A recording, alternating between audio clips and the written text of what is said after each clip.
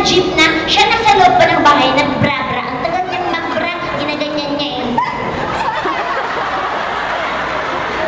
Nilalabarya po niya yung dulo niya. 30 minutes po isang part. Pero pagka syempre nagkakalat, ulitan pa po yun. Eh, ulit-ulit na gano'n. Ganyan siya.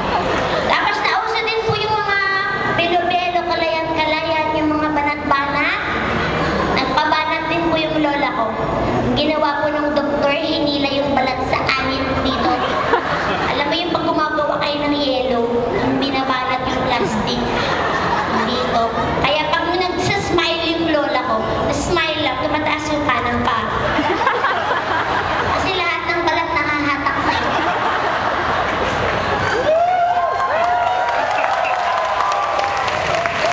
Tapos kung hindi niyo po tatanungin yung lola ko naman, suplado yung 99 years old, mas matanda siya isang taon sa lola ko. Hindi mo yun pwedeng kausapin dahil nakakulong lang lagi sa kwarto, nagbabasa ng FH.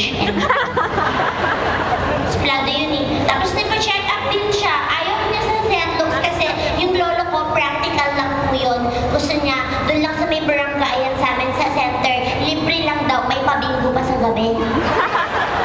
Kaya nagpa-check up din siya. Tapos nasabi ng doktor, kailangan po namin ng sample ng inyong urine, stool, at semen. Nasabi ganyan. Tapos nagalit yung lolo ko. Nasabi niya, ay, ano bang pinagsasabi ng doktor na ito? Eh, sabi ng lola ko, hamon na puldo. Ibigay mo na yung brick, magkumpleto na yan.